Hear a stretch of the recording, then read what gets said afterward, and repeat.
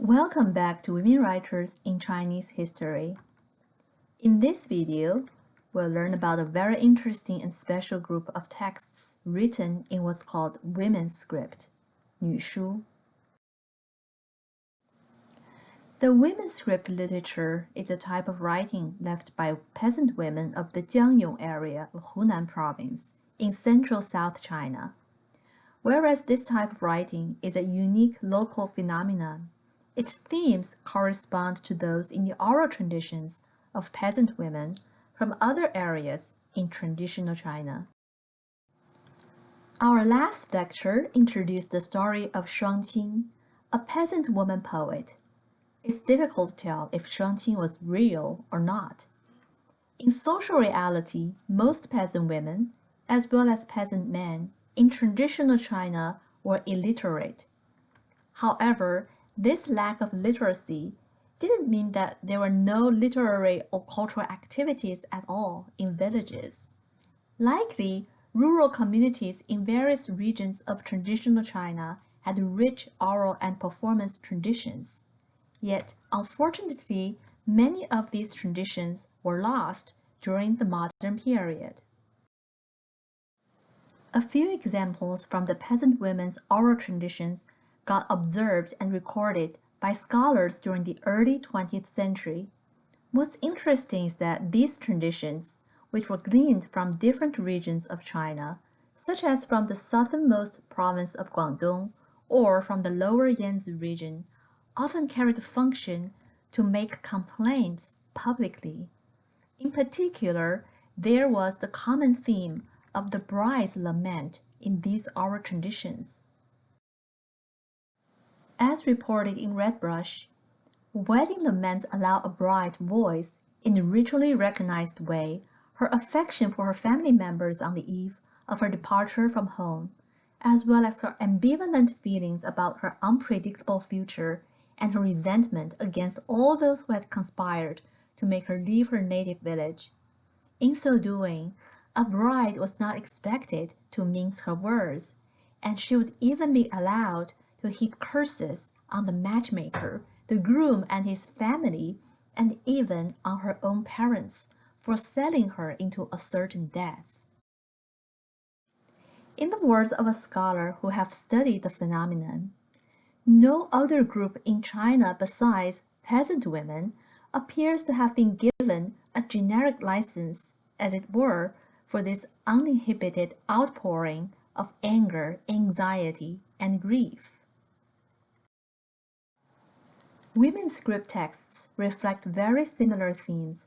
However, it is the only oral tradition we're aware of being written down in a special script used by local peasant women. The circulation of this special script seemed to be very limited, only within a few villages in the Jiangyong area of the Hunan province. Likely, women's script evolved from the regular Chinese script, that is, using simplified symbols derived from the regular script to transcribe the local dialect of the Jiangyong area. In comparison to the square shape of the standard script, women's script is notable for its distinctive diamond shape. Here we may see another comparison between women's script on the left and the standard script on the right. Perhaps women's script began to emerge during the 18th century, around the mid-Qing dynasty. It was passed down by women from the villages using the script, but unfortunately it began to disappear in the 20th century when girls began to attend public schools and learn the standard script. As to the origins of the women's script, there have been various local legends. One states that it was invented by a local girl who was taken into the imperial harem and wishing to inform her family of her loneliness and despair without being found out by her keepers. Another says that its creator was another local girl of exceptional qualities who simply wanted to have a reliable means of getting in touch with her women friends. Finally, Local stories also link the origin of the script to a temple in Jiangyong dedicated to two goddesses, where women would deposit their written prayers and laments. Sometimes women's script was used in personal letters between close friends, especially before marriage. However, it was never a secret language. Men perhaps would not read the texts written in women's script, but they could understand them when being spoken, since they were based on the local dialect. Many women's script texts, including both autobiographical ballads and retellings of popular stories, were recited in public at weddings or other festive occasions. Women's script gradually phased out during the early 20th century. In the early 1950s, it was banned upon the suspicion by authorities of being a secret code. By the early 1980s, only a few women were able to read and write them, and they copied out from memory the women's script texts they remembered.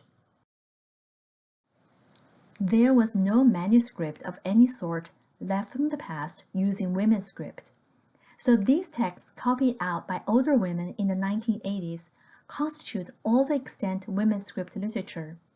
In particular, the texts we have now mostly came from the memory and transcription of two women born in the 1900s and passed away in the 1990s, Gao Yinnian and Yi Nianhua. In terms of form, texts written in women's script are all composed in rhyming lines of 7 syllables each and have very formulaic structures. Therefore, they're easy to recite and memorize. Nowadays, in the Jiangyong area, there is a local museum dedicated to the women's script tradition. However, in general, the tradition is not well known in today's China. The tradition has piqued some interest among Western scholars and readers. Lisa Xi's best-selling 2005 novel, Snowflower and the Secret Fan, a novel, which was adapted into a film in 2011, features the motif of women's script, which the female protagonist uses to write to her friend before marriage. When we look at the contents of women's script literature, the topics being represented there echo themes in women's literature written in the classical language during the Ming and Qing dynasties, but they also present distinct characteristics and concerns. For instance, we have seen portrayals of female friendship in women's poems from this period, especially those written by women participating in literary societies. Women's script literature likewise reflects this theme. What's more distinctive there is that, as texts written by peasant women, they depict a type of bonding more prevalent among the lower class, that is, sworn sisterhood. Sworn sisterhood is a form of ritual kinship and mirrors the better-known practice of sworn brotherhood in the Chinese tradition. For both genders, this type of ritual kinship, which takes place when men or women from different families take a vow to treat each other as one's brothers or sisters by blood, is called jieyi or jiebai. In the Chinese tradition, the most famous example of the ritual kinship of jieyi is the sworn brotherhood between 3 heroes from the Three Kingdoms period during the 3rd century, that is Liu Bei, Guan Yu, and Zhang Fei. This famous brotherhood is depicted in the historical novel Romance of the Three Kingdoms, 三国演义, which was likely written during the 15th or 16th century during the Ming Dynasty. According to the novel, these 3 heroes took a solemn vow in a peach garden to treat each other as brothers with the following oath: "We were not born on the same day, but we vow to die together. 不求同年同月同日生，但求同年同月同日死." These heroes then fought together to establish the kingdom Shu, with Liu Bei, the oldest brother, as the king. As an episode in a historical novel, it's difficult to tell if the sworn brotherhood among the three heroes was historically real or not. However, the heroes' loyalty to each other was continuously celebrated in the Chinese tradition, in fiction and dramas, and in the modern and contemporary periods, in TV shows and even video games. In Chinese history, the sworn brotherhood in Romance of Three Kingdoms also became a model for sworn brotherhoods that took place between warriors and sometimes in secret societies. However, it should be noted that this type of ritual kingship was rarely pursued by men of the scholarly class. Sworn sisterhood likely came into place upon the model of sworn brotherhood and seemed to be popular among unmarried peasant women in various rural regions. Other than expressing deep friendship, sworn sisterhood likely also enabled peasant girls to resist marriage or at least to complain about the prospects of getting married. In women's script literature, for instance, we can find poems of the following kinds on the intense bond between sworn sisters and their resistance to and resentment about marriage. Interestingly, in these poems, the sworn sisters are often compared to a pair of Mandarin ducks, yuanyang, which is the common symbol for lovers in the Chinese tradition. From time to time, the poems also manifest a passionate tone that sounds more or less like romantic love. For an example of these patterns, we can take a look at the following poem, in which a girl recalls her relationship with her sworn sister across all 12 months. For instance, during the hot summer months, the two sworn sisters do their needlework together, as the poem describes. In the 5th month, the weather is hot, hotter than flames, as you sit on the upper floor embroidering colors. The long days of the 6th month are a time to have fun. Should not a pair of Mandarin ducks be brought together? 5月热天热炎炎，你在高楼秀色泉。6月日长好耍乐，一对鸳鸯不成行。Earlier on, we have mentioned the symbolism of the Mandarin ducks. Here we can understand the question, should not a pair of Mandarin ducks be brought together, as one being asked between the sisters while they're doing the needlework, since the Mandarin ducks is a popular pattern for embroidery. However, at the same time, this question can also hint at the lover-like bond between the sisters. Yet, the girl's close relationship starts to come to an end when the matchmaker, that is the guest in the poem, comes to visit her sister. In the 8th month, you receive a guest in the main hall. Seeing you upstairs, my eyes become flooded with tears. In the 9th month, we all together start spinning thread. When I think of my situation, I can't bear to mention it. In the 10th month, storm and frost strip the trees bare. How pitiful the two of us, who cannot share our joy. 8月神堂接客到，士在高楼眼泪飘。9月一骑新车访，想着江身不愿提。10月霜风树落叶，可怜两人不得欢。For the last 2 months, the poem ends on a sorrowful note, since the girl speaking the poem has lost the whereabouts of her sister after her marriage. In the 11th month, all the geese are at heaven's end, but I have no idea where you, my girl, could possibly be. In the 12th month, I have to clean up at year's end, and then there's next year for which I have to prepare. 11月天鹅齐海上，不见姑娘在哪方。12月年中尽完事，再有来年早用心。While this poem ends on a note of sadness and helplessness, in another poem, the speaker expresses a strong hatred towards her sister's husband and his entire family. This poem is entitled The Dog Barked Out Front. A guest had arrived, and begins precisely with the scene described by its title. It turns out the sister came to visit, and she remained silent after sat down with the girl, that is the speaker in the poem. After a while, her sister finally admits that she's unhappy since her family has arranged a marriage for her.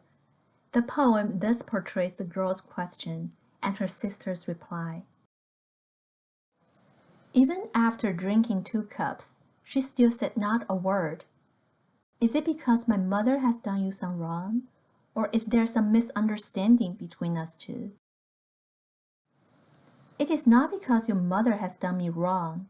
It is not because of a misunderstanding between us two. It is because his family has no decency at all, and on the 15th of the 8th month will fetch me as a bride.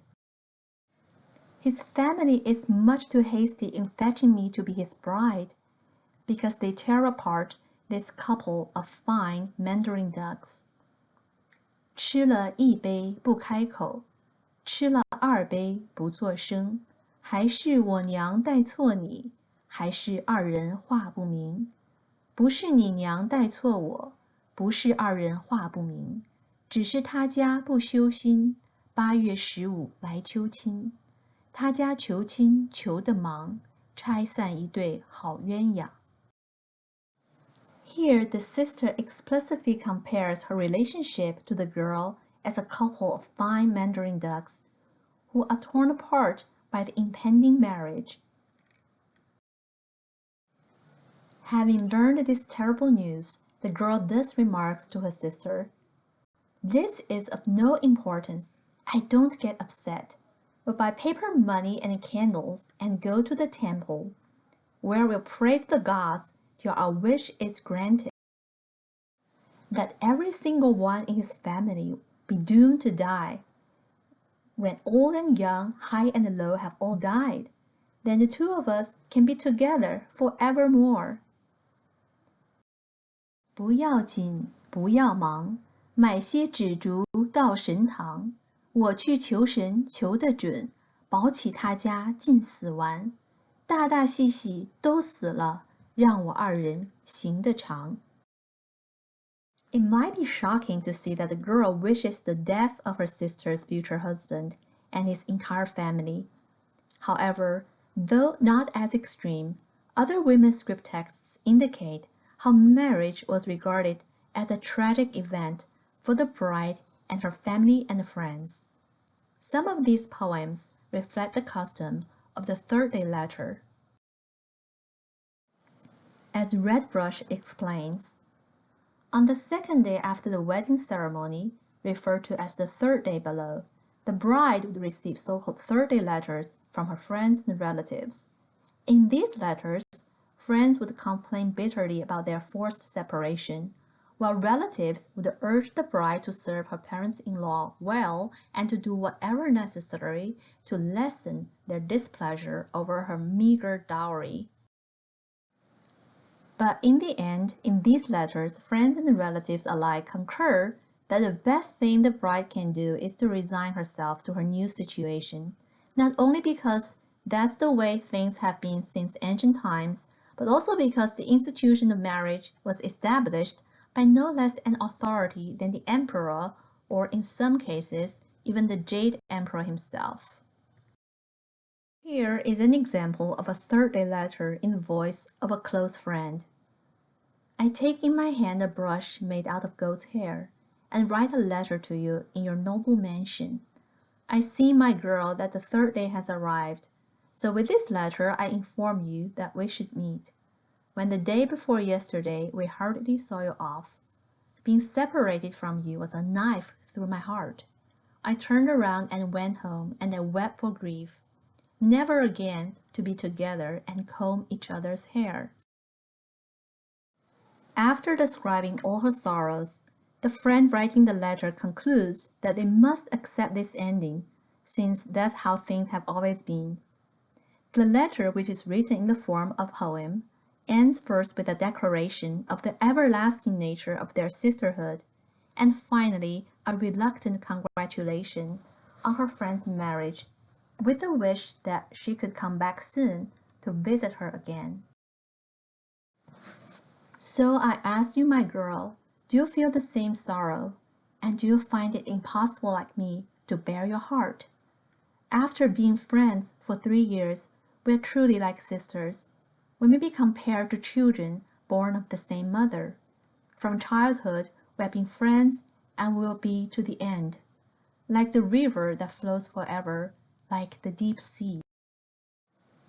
Today, I would also like to offer you my congratulations. Please convey my best wishes to your parents-in-law. Please take good care of yourself in your noble mansion. Rise higher with every step, do better than all the others. I hope your parents-in-law will soon give you a leave, and I hope that my friend will soon come back home. For peasant women, marriage not only meant leaving your family and friends behind, but also a life of hardship as she went through pregnancy, giving birth, and motherhood. In the extant collection of women's script literature, we can find a long poem detailing the pains and anxiety underlying these experiences. The poem opens with the following lines. Let me say to you a few simple words. As human beings, we must repay our parents' care. If we do not repay the care of our parents, we have lived this human life in vain. In this book, I will not discuss but one thing. I'll speak only of the sufferings of pregnancy. 几句粗言诉与君，为人要报父母恩。父母恩情若不报，枉为世上一个人。此书不表其他事，只讲怀胎受苦情。Then the poem portrays the changes to a woman's body through pregnancy month by month. This process is described as a long process of debilitation and suffering, a theme we can see from the following excerpt. Pregnant in the 3rd month, on the 3rd of the 3rd, of the 3 meals of the day only eat 2. You don't want any tea, don't long for any rice. All you crave are astringent plums and sour soup. Pregnant in the 4th month, slowly it grows. Your body racked by pain, you can hardly walk. Pregnant in the 5th month, at double fifth, it's really a burden to be heavy with child.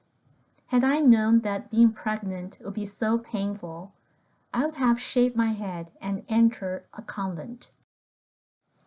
3月怀胎3月3，三餐茶饭吃2餐，茶不思来饭不想，只想杨梅与酸汤。4月怀胎渐渐成，一身酸痛路难行。5月怀胎事端阳，奴家有任好作难。早知怀妊这般苦，不如割发入安堂。In traditional China, the duration of a pregnancy was described to be 10 months, since the whole month when the mother became pregnant was counted in. As the poem portrays, in the last month of pregnancy, the woman felt that she was near death. Pregnant in the 10th month, is about to be born. The child in my belly has grown oh so heavy. I've no strength in my arms, and my legs are swollen. I never feel comfortable, no matter what I do. And then, as soon as the period of labor begins, I find myself a paper-thin distance from dying.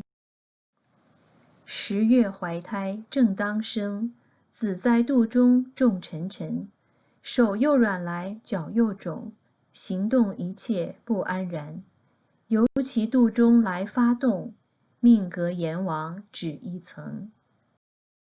And then the experience of giving birth was even more dangerous and painful. The pain of one contraction is enough to make you faint.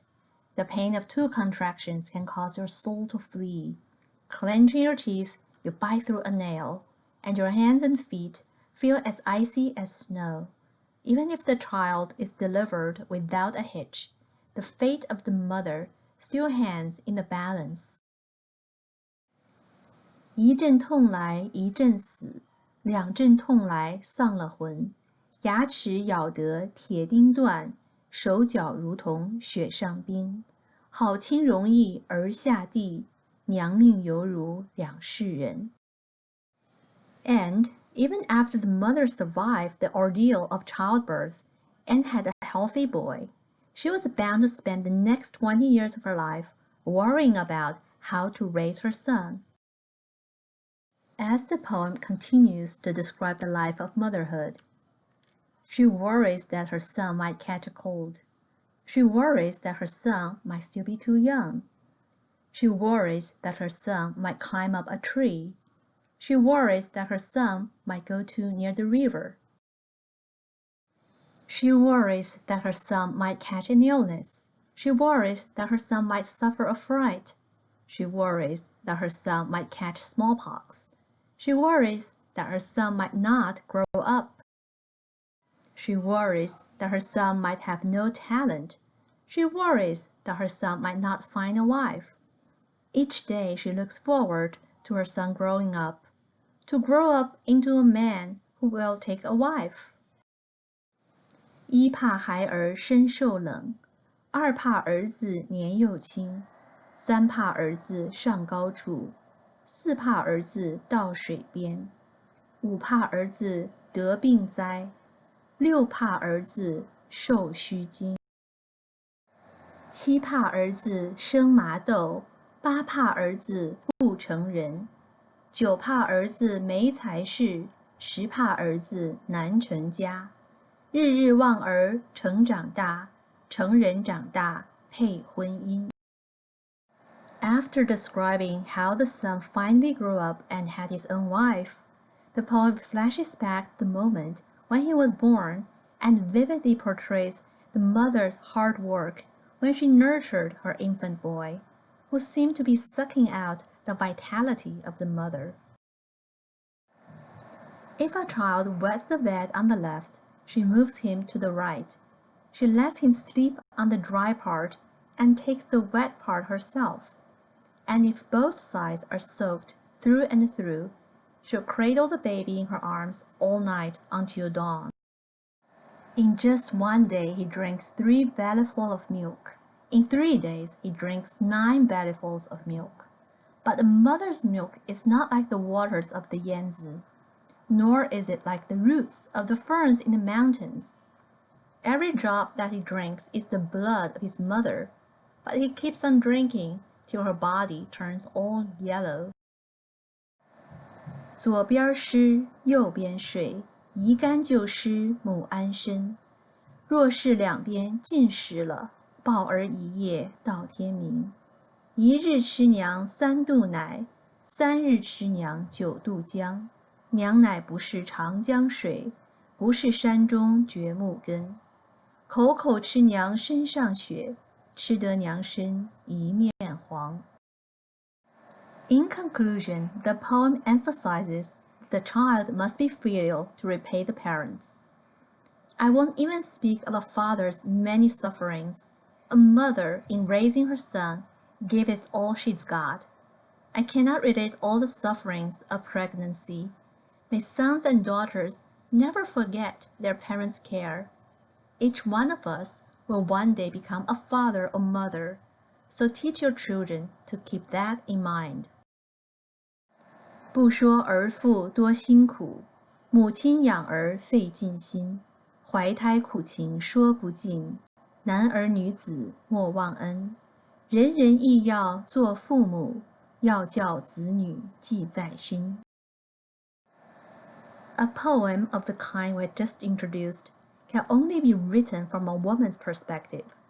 Its audience was primarily women as well, and likely in the past, The poem was performed and recited publicly to prepare women for a life of hardship as a wife and a mother. Yet, while facing the grim reality of being a woman, the peasant women of Jiangyong might fantasize escaping the female condition by enjoying some popular stories retold through women's script. One of these stories is the famous legend of the butterfly lovers, that is Liang Shanbo and Zhu Yingtai. This is one of the best-known folk stories in the Chinese tradition and inspired many adaptations from the past to the present, including a famous violin concerto in the modern period, which you can hear in the background. In short, Zhu Yingtai was a young woman who dressed as a man in order to pursue her studies at an academy. There, she fell in love with a fellow student named Liang Shanbo.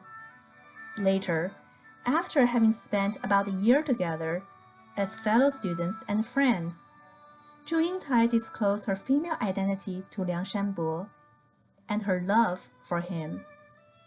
From that point on, Liang Shanbo also became passionately in love with Zhu Yingtai, his former friend. However, Zhu Yingtai's family had arranged her marriage and refused to let her marry Liang Shanbo. Grief-stricken, Liang Shanbo fell ill and died. As the story goes, when Zhu Yingtai visited his tomb, the grave opened up and she immediately leapt into it. Later, the souls of the lovers turned into a pair of butterflies.